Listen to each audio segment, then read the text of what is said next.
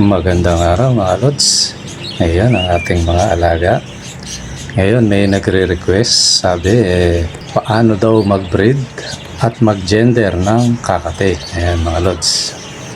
Ayan, sabi ko hindi ko kaya, pangako masasagot ko to. Sabi ko kung hanggang saan lang ang kaya nating sagutin. Ayan, by request lang yan mga lods.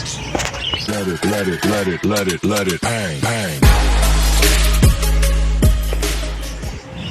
Magandang araw mga lods. Ayan, totally bago natin sagutin yung yung request ng ating mga kalods, mga idol, mga lods.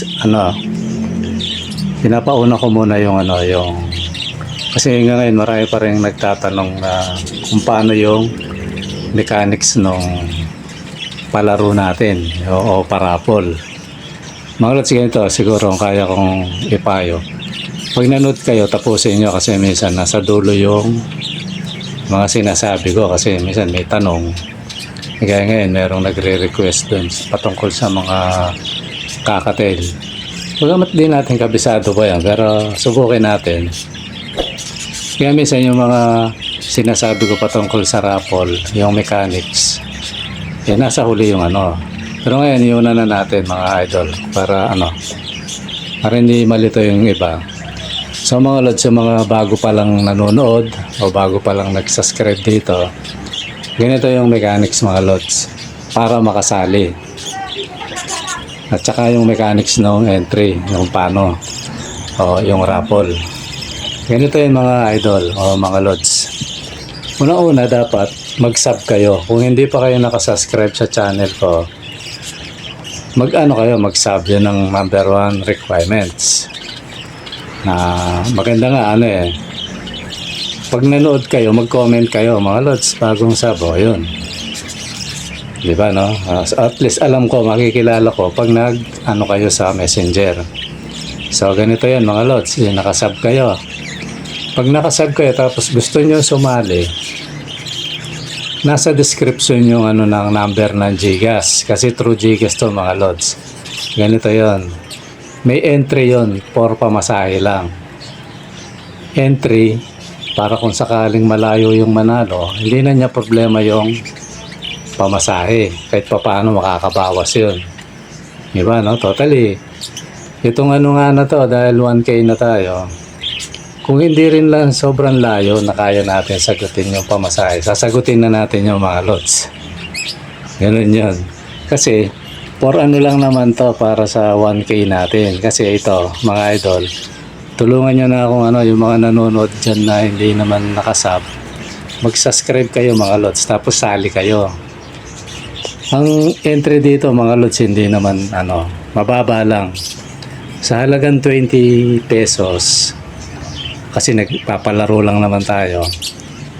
Yun, mananalo ka ng dalawang magagandang pares ng kits. Ito yung halimbawang mapapanalunan mo. Opaline, possible yan. Dominant, Spangle. Although siyempre may normal din dyan. Ayan. Or materialis ng Rainbow. FPG, mga ganyan. Mga dilute. Mga Lutino, Albino, Yellow Bull, yan. Diba, no? Although ngayon wala akong albino kasi may bumibili ng albino. Sabi ko wala akong lots. Mga Crimino yan. Although inano na niya yung mga Crimino i-reset ko raw.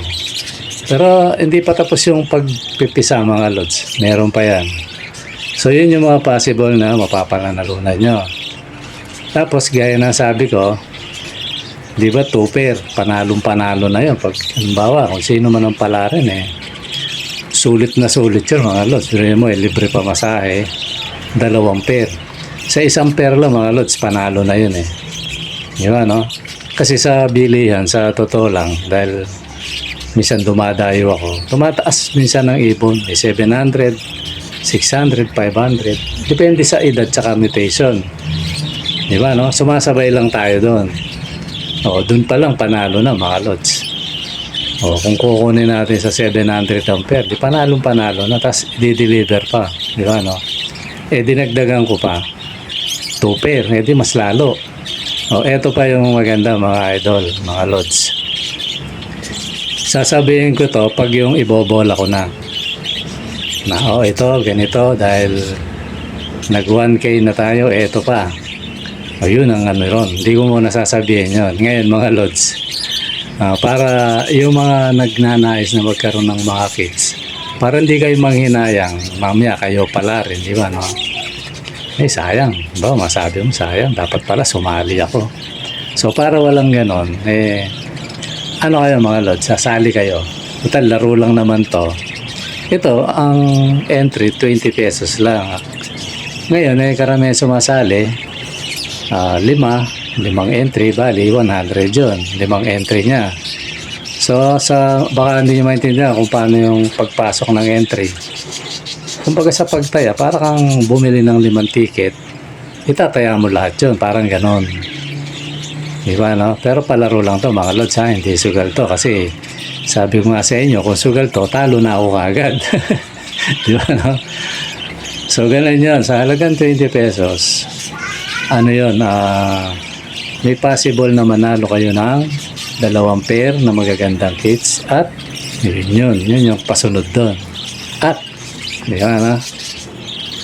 Kaya ano yan, samantalahin nyo mga lods kasi ito, ititigil ko to pansamandali dahil may mga kumukuha tapos gusto ko rin magparami muna bago tayo magpalaro uli.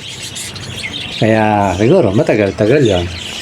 Kaya lang naman ang gagawin ko to para sa sa 1K natin mga idol.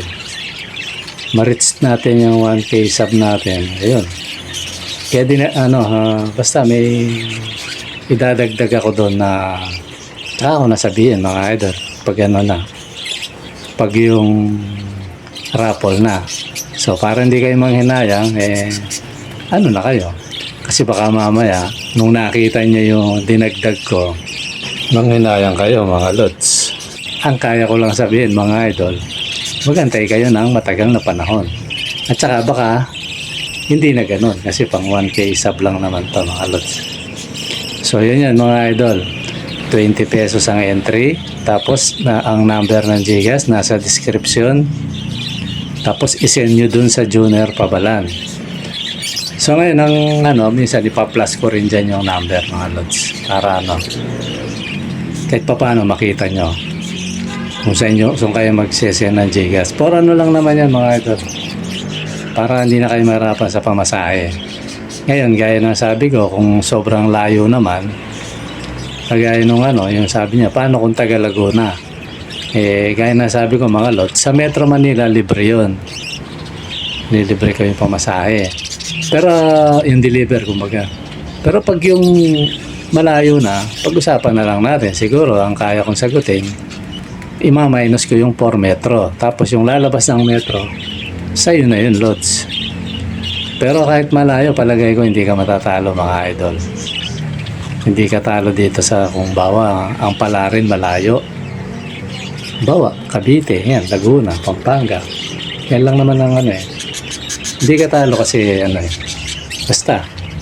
Yun lang yung kaya ko sabihin, hindi kayo lugi dito mga idol. So, yun lang siguro. Tapos yung number, ipa-plus ko dyan.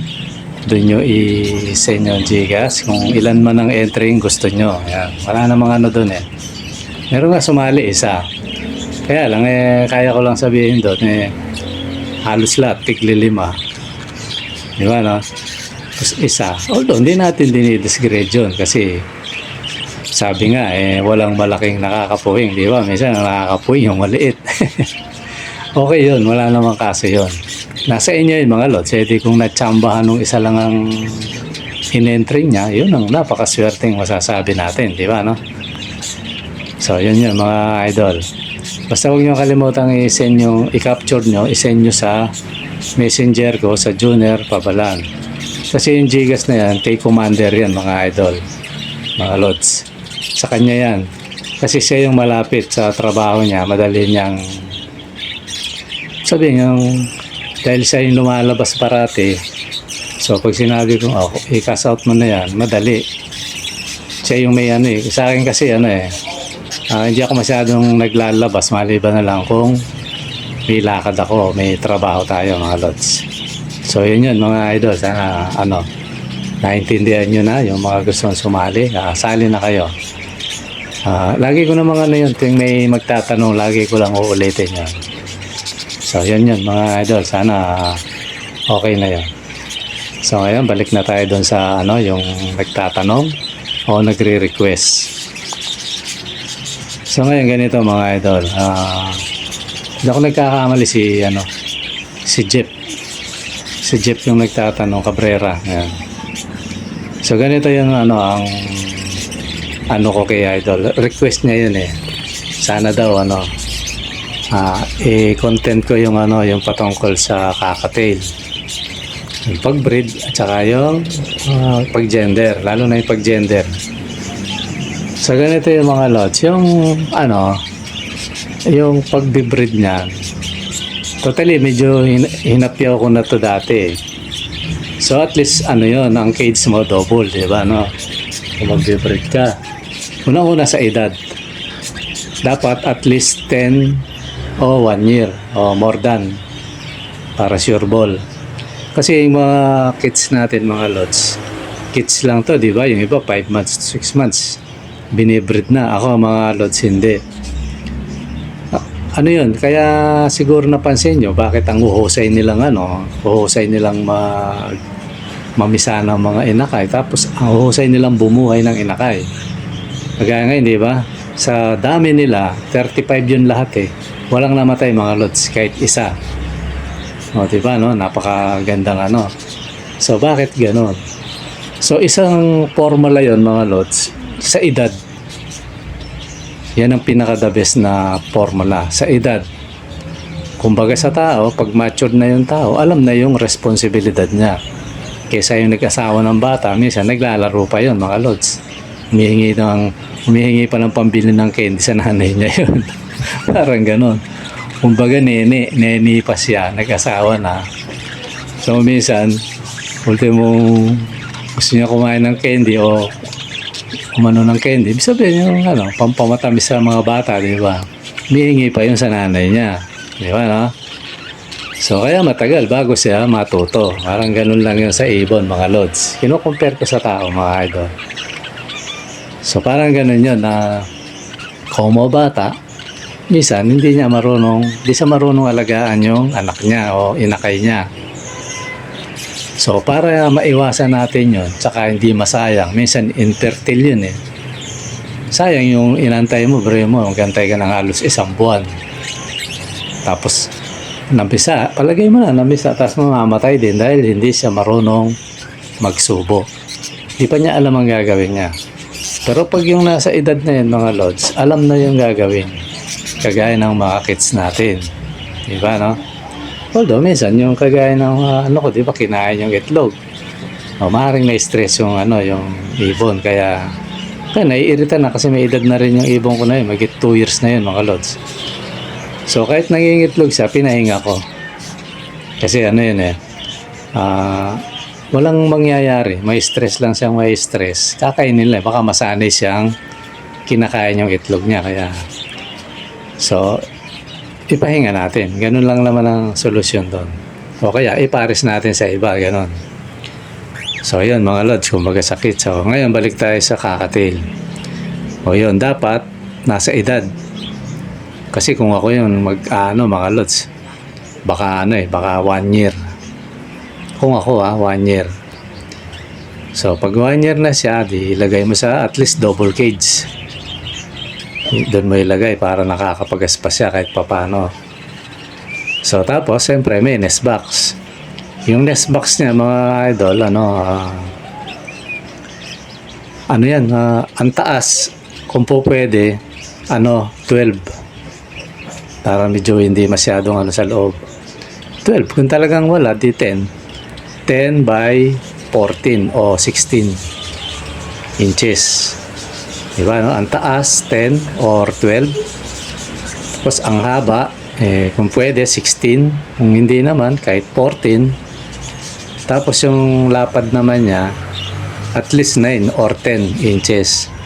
Kaya yung pinakamababang sukat, ang lapad 9, ang haba 14, ang taas 10. Yan. 9 by 14 by 10. Yan, mga ganon. Sa inches yun, mga idol. So, di meron ng ganon, ano. Ito, mga lod, sumasagot lang ako ayon doon sa ano lang, yung basic lang. So, pag yung ano na, pag yung meron ng ganyan, ano ang susunod, ibigay mo yung dapat. Bigay mo yung tamang pagkain. Yan, pagulayin mo, kumbaga. Ng magagandang gulay. Tapos, malunggay. Kung maraming malunggay dyan, yung mga sanga, mga dahon, yan. Bigyan mo. So, ihahanda mo siya sa nalalapit na pagbibreed niyan. Tapos makikita mo yan mga lods, titingnan niya yung yung lalaki, yung cock. Chichikin niya yung niya, kung may nest box yan, niya yan. Kumbaga, i-search niya kung okay ba. So, kailangan dapat maayos yung pagkalagay ng sa taas, yung nest box. So, pag okay na yan mga lods, yan, bibilang kayo ng magme-mate yan. So, pagka-mate niyan, mga idol, yan, mga ilang lang yan, 1 o 2 linggo, yan, iitlog na yan mga lods. So, hanggat maaari, huwag nyo abalahin. Di ba? Huwag nyo abalahin kasi yan parang parakeets din niya. Kasi kaya ako kayang, ito basic lang to mga lods. Nag-research ako, hindi magkalayo ang ugali ng o sa pagbibreed tsaka yung hindi magkalayo ang ang budgie o parakeet sa kakatil mga lods. Hindi rin siya nagne-nesting. Ang pagkakaiba lang yung ang parakeets pag nilagyan mo ng kusot, inaalis niya. Ito hindi. So pag nakita mo ng ganyan mga lods na malapit na, lagyan mong manipis na manipis lang na kusot. Manipis lang para pag naglimlim siya, iwas basag lang sa Kasi minsan nagugulat yan. Pag matigas yung bedding, nababasag niya yun. Nakatutusok ng kuko niya o nadadagan na, basag yun. So para maiwasan yun, lagyan mong bedding na manipis na kusot. Manipis lang. So yun lang yung Tapos pag medyo numinipis na naman kasi dumadapa yan, dagdag lang ng dagdag, Pero yung una, pag naglimlim na, bayaan mo yun, okay na yun. Dagdagan mo lang uli yung pag sa inakay. Para hindi masyadong nahirapan yung inakay. So yun mga lods. Yun lang yung yung tamang Tapos, eto na, yung isang tanong ni Lods. Paano mag-gender? Di ba, So, ganito. Ito, basic lang ulit tayo. Para hindi ka mahirapang mag-gender, mga Lods. Ang piliin mong i-breed mo, yung magkaiba ng mutation. Alam mo, yellow face na Lutino. Tapos, dominant. Maraming klaseng dominant dyan, mga Lods. Maraming klaseng mutation niya. Ako, hindi ko pa tinatapik ito kasi parang immature Kasi, tingnan nyo sasagutin ko lang kasi ito. Ito, maisingit ko lang. Kaya hindi ko yung inaano pa to. Parang immature na para i-content ko. Nag-request lang kasi itong ka-idol natin Kasi maraming klaseng mutation yan, mga lods. Marami yan. May Asper, may Purr, may Dominant, may mga butterfly pa yan, mga lods. Basta marami, may mga tagpi-tagpi, maraming klase yun. Biglang tingin dominant siya pero hindi, may iba pang tawag sa kanya. Kaya marami yan. So ngayon, para hindi ka mahirapang ma-gender, kasi pag parehas Lutino yan, ang pinaris mo, magantay ka ng lods. Mag-aantay ka ng 6 months hanggang 8 months bago mo malaman yung kung bagito ka, kagaya ko na hindi mo pa alam yun. Mag-aantay ka ng 5 o 6 months hanggang 8 months.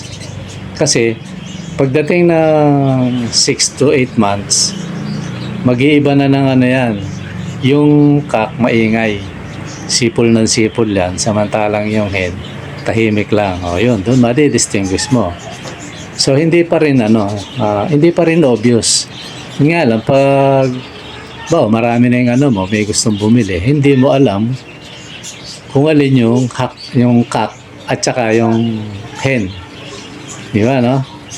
3 months pa lang o 4 months. Hindi mo alam yon. Pag may bibili sa'yo, kaya may kaibigan kang bibigyan mo, hindi mo alam kung cock ba yung maibigay mong pares o hen. O kaya kung pares talaga, di ba, no? So, yun yung pagkakaiba ng parehas ang mutation. Hindi mo alam yung pagbata pa. Samantalang pag yung magkaibang mutation, dominant, sabihin dominant mga lods, kung nagkikits kayo, yung nag-aalaga kayo para kits, may mga tagpi yun. Although sa kakatail, dominant, pero may maraming tagpi, may ibang tawag doon. So, sa madaling salita, magkaibang mutation ang kunin mong pares. Halimbawa, Asper, yan kagaya na sa akin, Asper at saka Lutino na may pares may check spots kasi yun ang gusto ni Commander, yung may check spot. So yun, pag kinuha mo parehas magkaibang mutation, hindi ka mahihirapan mag-gender kasi bata pa. Totally pa lang yun baka 1 linggo pa lang alam mo na kasi makikita mo yung itsura. Halimbawa, dominant yung cock, tapos Lutino yung hen. So pag may lumabas na Lutino, automatic hen yun. Pag may lumabas na dominant, automatic cock yun. Parang gano'n yun mga idol. Diba? Pero pag parehas ang mutation, medyo mag-aantay ka ng ilang buwan bago mo siya ma-distinguish kung babae o lalaki yan, o cock o hen. Kasi sa tunog ng sipon. Ganun yun mga idol. Yun lang lods yung kaya kong sagutin mga idol. Di ba, no? Kasi yun, basic yun. Dinasa ko lang sa libro, totally yung libro. Marami siyang binabanggit, pati yung kahit parehas yung niya, mutation, siya, may pagkakakilanlan. Yan sa pisngi ba, parehas Lutino. Mas maputla yung yung cheek spots niya. Di ba parang may orange sa pisngi. Yung sa lalaki, mas matingkad yata. No, hindi ako nagkakamali kasi minsan ko lang binasa yung libro Parang mas matingkad yun sa lalaki, tapos yung sa babae, mas maputla. Pero kung medyo malabo mata mo, hindi mo mapapansin yan, Lods. Siya, parang tingin mo parehas Kaya lang, pag tinitigan mo, ayun, maputla yung sa babae. Tapos sa buntot, may mga may mga palatandaan. May mga spot sa pakpak, sa buntot, yan, may mga spot yung sa babae, yung hen. Sa lalaki, clear. Yun lang siguro mga lods kasi yun, basic yun Although medyo mahirap yun kasi yung sa Lutino kasi makikita mo yun pag umiidad na yung 4 na buwan, 5 buwan yun, makikita mo na. So nagantay ka pa rin. Paano kung marami na yun tapos may marami na siya, gusto mong i-out. Gusto nung handpid tapos babae lalaki. So hindi mo makikita yun mga lods, mahirap. Di ba, no? Kaya yun, kahit yung mga veterano sinasabi nila yun, bibilang ka ng buwan. Di ba mga lods? Pero at least alam. Di kagaya sa African, talagang isasalang mo na Oo, nakasalang na, nagtaka ka. May napanood akong gano'n, nagtaka siya, tuwan-tuwa, 10 yung itlog. 10 itlog, walang napisa kahit isa. Kasi parehas hen, yung African niya. Kaya nga dini-DNA yan Sa mga kakatil, hindi mo kailangan mag-DNA. Antayin mo lang yung tamang edad niya, malalaman mo yun. Kung alaga mo lang sila, kaya gusto mong i-out pag mature na, so madali. Mas madali siya. Kaya ikinukumpara ko siya sa parakeets. Nauna sa pag-nest nila, parehas lang. Kaya mo lang lalagyan ng bedding yan for secured lang yung itlog o yung inakay. Ganun lang yun mga lods. Kaya parehas halos hindi sila ano. Tapos ang pagkakaiba lang minsan maingay yung parakeets. Ito maingay lang yung kakatil. Tapos maligalig yung ano yung mga parakeets. Ito namang kakatil hindi naman. Simple lang sila mga lods. Hindi sila kagaya ng ano pag nilagay mo sa nest pack ay sa kids na malaki. Naku po lipad ng lipad yan. Kaya gutom lagi yan eh. Ako tong mga to, pinakain ko isang beses isang araw, ubos. Pinakain kong 2 beses isang araw, ubos. Parehas lang mga lods kasi gutumin yan mga yan. Oh, yun yung ano mga lods, sagot ko sa ano. Sana may ano, yung mga nagnanais na ano, mag-alaga ng kakatil eh, may idea na kayo kahit papano. Eh kasi ako sa totoo lang, marami na akong binasa patungkol sa kakatil. Yung behavior nila. Di ba no? Number 1 kasi dapat pag-aralan mo yung ano, behavior ng isang ibon eh. Kung ibon ng alaga mo. Kahit anong hayop, pag-aralan mo dapat yan eh. Kasi parang ganito, nag-alaga ka ng pitbull, hindi mo pala alam ang behavior. Nako ikaw lang ang kilala nun. Iniwan mo ngayon, lalapain yung anak mo mga lods. Papatayin niya yung anak mo. May ganong ano, may behavior na hayop. Ang kilala lang kung sino yung nag-aalaga. Pero minsan nga, ikaw na yung amo niya, lalapain ka pa rin. Ayun, kagaya kay Bandolph, di ba? Yung anak ni Dolphy. Sarili niyang alaga yun, pero niyari siya. Buti, hindi siya napatay niya. Ganun yan mga lods. Importante yung, yung behavior. Pag-aralan mo yung behavior ng, ng hayop. Kasi yan ang nature niya sa wild. Kinaptured natin. So pag-aralan mo ngayon, kagaya ng kakatil, gusto natin turuan. So kunin mo muna yung behavior niya bago mo madala dun sa gusto mong maging ugali niya, di ba no? Kaya natuturuan yan ng mga tao Di ako nagkakamali, sa Singapore yata yun. Napanood akong gano'n na ewan ko kung hanggang ngayon na talagang naging number 1 pet nila, parang naging popular sa kanila yung kakatil. Kasi nga, bukod sa hindi siya masyadong maligalig, friendly siya, madaling turuan. Nakakaaliw talaga siya. May mga tricks siya na madali siyang turuan. So parang siya, yun ang parang pinalit nila sa mga pusa, sa mga aso, mga lods. Tapos napapalipad mo pa sa labas. Yun ang isa pang maganda ron. Pero yung iba naman, yung mga nag-opisina, pag darating, ando yung ibon niya, lilipad-lipad lang sa bahay. Tapos nga, nakakausap mo. Di ba? May tricks yung ibon kasi na yun, na nakakaaliw. So yun mga lods, siguro yun lang yung natin, yung topic by request lang. Bagamat hindi pa naman yan yung natin, yan yung alaga talaga natin. Kumbaga, nag-uumpisa pa lang tayo. Totally, wala pa nga pinapagulang pa natin mga lods. Sana walang mangyaring pangit sa ibon natin, mabuhay natin to at hanggang sa makapamisa siya mga lods. Pamisa ka agad, hindi pa nga nangitlog. Hanggang sa na sila, maging talagang mag-banding, mag-mate hanggang sa makaitlog at makapisa mga lods. Ayun mga lods, siguro hanggang dito muna at sana nakatulong sa inyo, lalo na sa may mga alaga. Okay mga lods, maraming salamat sa panonood. Bye bye.